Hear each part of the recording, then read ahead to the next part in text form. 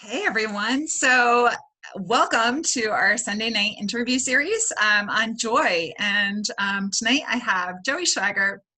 Joey was my roommate for a little while in college. We met each other freshman year. I actually remember how we met, and I really did not like him very much when I first met him because he was very stressed out. And he was in the honors program, and he was looking for something having to do with the honors program. And he came right up to me and goes, "Do you know where this is going on for the honors program?" And I said, "No, I'm not in the honors program." He looked at me and said, "Well, you're in the wrong place," which was hysterical. And then I remember also my favorite Joey memory is there's a plethora of favorite Joey memories, but shortly thereafter, we were in art history class together, and we were talking about the flying buttresses at Notre Dame Cathedral, and our teacher was talking about how if you lean against the building, it holds it up better. And so, she's kind of talking about that, and Joey reached over, and I was sitting right next to him, and he went, "Flying buttress," and I went right out of my chair and onto the floor. So it didn't work as described. it was amusing. So anyway, we had a lot of fun together in college, and I have a lot of great memories of Joey. And when I think of joy and people who exemplify joy to me, Joey is one of the first people that pops to mind. So I knew I needed to interview him. So welcome, and thank you for agreeing to come on with me and be part of this. Of course. So I shared some joyous memory. Well, one kind of not so joyous, but really funny now memory, and one sort of joyous memory. As much as it was definitely disruptive to the class, it was hysterical. So, can you share a memory that brings you joy? When I was a kid, we had ducks because when I lived in the suburbs, Yeah. but there was a local feed store because there was a couple farms nearby, and my aunt would go and make for Easter would dye real Easter eggs and hide them for us when I was little. And they had baby ducklings. So she got me 3 baby ducklings, and I had them forever as little kids, like just in the backyard of this random suburban house. And they just the thought of them makes me happy. Like they grew up, and we had a little chick that wasn't a duck that actually grew up to be a rooster named Grover. Oh. Make a line, and he would follow us. I do not think I ever knew that about you. So that is a funny. That's interesting to know that you had ducks, and you still are an animal lover. So yeah, I volunteered at the local SPCA shelter, and then wound up. I'm on my second high maintenance dog from them, so I don't get to go work with the other dogs as much. Well, I just remember the fact that you were Lulu was supposed to be a foster, and as soon as you said you were fostering, I was like, there is no way he is not keeping this dog. So I am very glad that Lulu was a foster fail, because Lulu is a great addition to your family. The best part of that was everybody assumed I was saying I was fostering for Dom, where from the beginning Dom was like, "You're not fostering this dog. I don't know why you think this is going to work."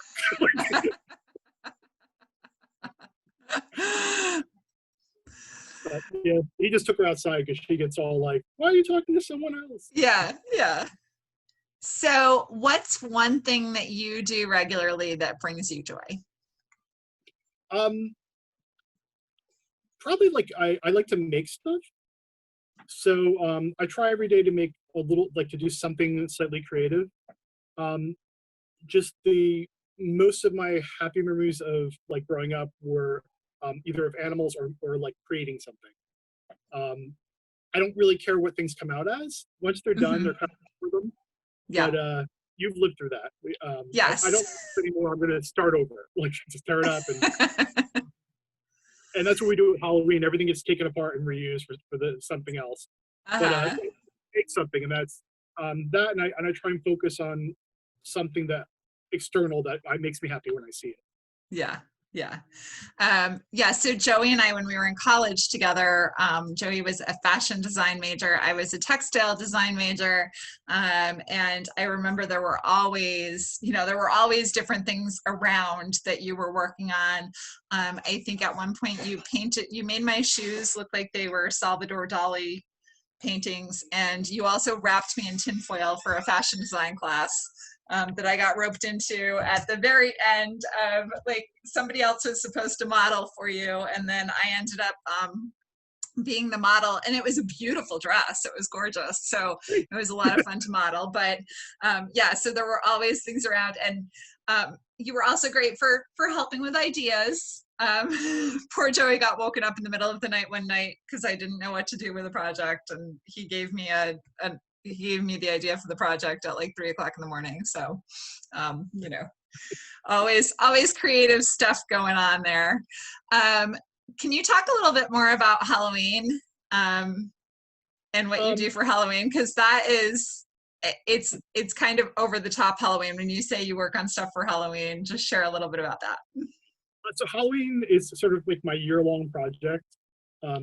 Keeps me out of trouble, really, because if you want your kids not to get involved in drugs or anything, get them involved in like Halloween haunting, because it's all your money and time. We're doing in my neighborhood, I've been there about 10 years. So when I moved there, the kids were all little. So they didn't want anything scary. So every year we do a theme and we have stuff for the kids to do. And it's kind of grown and grown and grown each year. So this year we're doing Atlantis, which is really, there's going to be a sea kelp forest they have to go through to find a special pearl. And then cool. there's a bank of coral where they have to find another thing. And then they go into the temple, and it's the temple of the Mer Kitty. So they're all of the hieroglyphics, like the paintings are like little mermaid mice and a Mer Kitty. And, you know, we just tried, last year we did it was like a dragon hatchery. Yes. So it was a wizard, and there was wizard bottles, and there was different things for the kids to do, and like a dark hole to reach into to get the crystal. And then they adopted these little stuffed dragons, and it was fun. That's great. We get a lot of kids. I'm not in a great neighborhood, but we get the same kids, and it's fun to see them over 10 years. Kind of, they grow up and then they bring their little cousins, and you kind of have this, it's small, but it's really nice and intimate, and it's nice. And the kids hang out and they play. Yeah. How many kids do you usually get? We usually, our highest year was 30. That year before last. Usually it's like 20, 25. Last year, there was hardly any kids. We had kind of a weird incident on my block right before trick-or-treating time, because we only trick-or-treat during the day in my neighborhood. So we didn't get a lot of kids. Yeah. But it's still, for the 6 or 7 kids that show up, it's totally worth it. Yeah. Yeah. Is that, so do you want to tell us a little bit about how you got into that? Like, how did that start? So I love Halloween, and when I lived with my ex, we lived in a cul-de-sac, McMansion kind of thing. I hated that. It was very not me, but I used to decorate the house because my birthday's right by Halloween. Right. Every year on my birthday, I would decorate our house with a different theme and have like the birthday party I wanted to have when I was 7. Yeah. And my niece would come over. And we started doing Halloween and a half, which was an adult masquerade party that we would decorate the house in a theme in March, like 6 months from Halloween. Yeah. And that went on for years, and that was fun. But it's really much more fun for me to do it for kids. Yeah. I think it's important to give them a sense of wonder and joy. I think it's really important that they're able to see how things are made. Like, I'm very, when the kids were little, they used to come help me build stuff. Oh, fun. That was really, like, I like to kind of give them that sense of, you can do this. This is doable. Right. Right. So skill building and giving them a sense of joy and letting them have that accomplishment. And yeah, and giving them like a place to be like safe. Like it's a safe to kind of just be a kid, because that's increasingly rare, especially in urban areas like mine. So what is one tip that you can share about how you embrace joy that you think others can learn from? Well, I'm on meds, so that's part of it. Take your meds. There's like mental health is health, Yes, absolutely. And therapy is great. But one of the things I learned early in therapy that I find really helpful is making a list of what I'm grateful for. Mm-hmm. Every day I make a list of like the things I'm grateful for, and then I always tag things I want today, just because there are extraneous things that I want that I really I want a butterscotch pudding cake. I just want one today. There's no apparent reason for it. Right. I don't need one. I'm not going to go, but if you acknowledge that and you go on. Right. And started this year looking for something and really calling out, like, this thing makes me happy. Mm-hmm. Sharing that with someone else, because it's sharing gratitude and acknowledging it kind of reaffirms it. But also, if you can share something that gives you joy with someone else, that it's, if it gives one other person joy, you just sort of, you've won.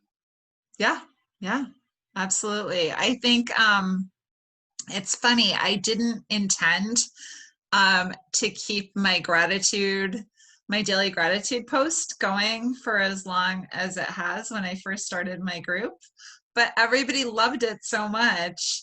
And I love reading it, and I love the interaction with people. And I feel like people get to know somebody that they may not know any other way that way. And also just, some days it's okay to just be grateful that the sun came out, or, there's the big gratitude for the big things. And some days it really is just, I was able to, go outside for 5 minutes today. And it's okay to just be grateful for that. And it's really nice to sort of remember that, and that there is always something to be grateful for. Yeah, I like the gratitude post with other people in the group, because sometimes I'll see something and someone else to be grateful for, and it gives you a perspective. Yeah. You're like, wow, like, I take that for granted. Yeah. And then other times where I'm like, something will just be like, oh, I love that too. Like that just, yeah. Oh, that makes me happy. Like, it makes me happy just thinking about you enjoying that, and right. But that's, to me, is joy is contagious. If you can do that, you can greet the world with a smile as best you can, then you're kind of helping, making the world you want. Yeah. Well, and sometimes I think, and the reason that I wanted to start this interview series is, there may be something that you find joy in that somebody's never thought to do before, or they've never, and think, wow, like, let me try that. Or, it could help somebody else out and figure out, help them on that journey to lead a more joyful, joyous life. And by embracing something new and fun that they'd never thought to do. So going back to, sort of the negative piece, that therapy, meds, how do you focus on getting rid of the negativity and keeping that sense of joy? Well, it's kind of like, one, if you have like anxiety or panic disorder, like, I have the joy of owning that. You learn, there's like, you have to stop and like focus on things locally, like something I can touch, something I can feel, something I can taste, something I smell, and it kind of brings your focus back in. That helps. And dealing with depression, there is that part of you in the back of your brain, sometimes louder than others, that's kind of like, you suck, that sucks, why are you doing that? And you kind of have to learn to kind of go, sometimes, why am I feeling that way? Right. And then kind of go, okay, I can see that, or yeah, that's nonsense. This is like, I'm making this stuff for Halloween, not because I'm not like Carol Walker or like some great artist who's going to change the world. I'm giving these kids joy. I'm sharing something with them. And you kind of bring and go, like, it's everything doesn't have to be an accomplishment. Sometimes you just choose things for the joy of it. And I think that's when you focus on like why you're doing something, and it allows you to cut off a lot of the negativity around you. Mm-hmm. Mm-hmm. Being like, that's the So way. I find, it's funny because when we were in college, I hated my knit structures class. But I remember the knit structures teacher being like, you should be a knit major. Why are you majoring in weaving? And I've found with knitting that I love doing it just to do it and to have, to feel that satisfaction of the creation of it, not necessarily how something turns out. Although the last sweater I knit, I did find myself ripping out and redoing a lot, where I would look at it and go, is anybody really ever going to notice that? Probably not, but it will bother me enough that I'm going to rip it out and redo it. But I do love just knitting for the joy of the process of knitting. And it's, I think it's really a good thing to have something like that, no matter what it is. Like you said, focusing on making something every day so that you're feeling that creative energy being put to use just makes it easier to remain joyful, I find. And it doesn't have to be something really productive. Sometimes it's just like I cut my bagel into shapes on my plate, and I make and it's an infinity, it's an egg, it's an infinity symbol. It's like Right. whatever. Right. It's just a sense of play. Right. Oddly, I cannot knit. I've been trying to learn since college. Really? I cannot hand knit. I remember the knitting machines; they were awesome. Yeah. Cannot hand knit. I can go one way. I can't come back. Huh. We will have to work on that. But to me, that's also part of the, it's okay to be bad at something. Yeah. So just if you try something new and you kind of go I'm trying it for the try and not judging yourself on how you do. Exactly. It's fun. Yeah.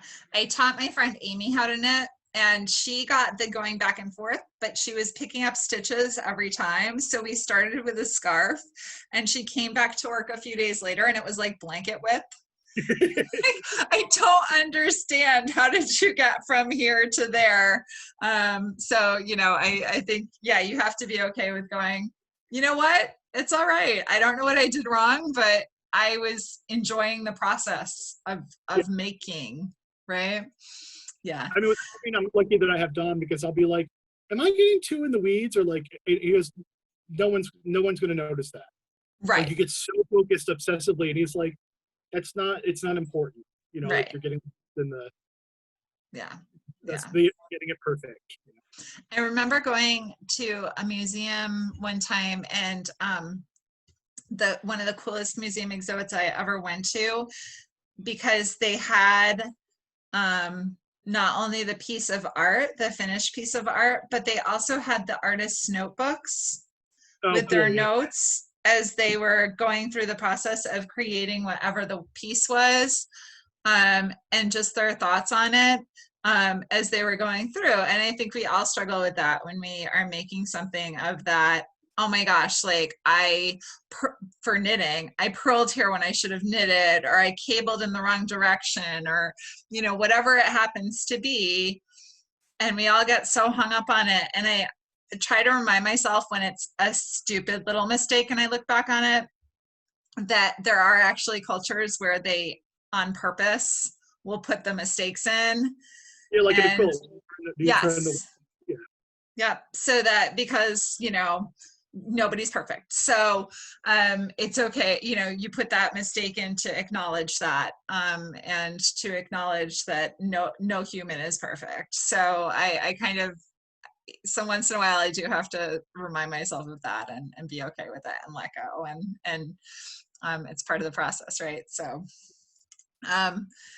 this was a lot of fun. Any other great tips for either starting small on the kind of huge scale Halloween you do without going crazy, or finding joy in something else?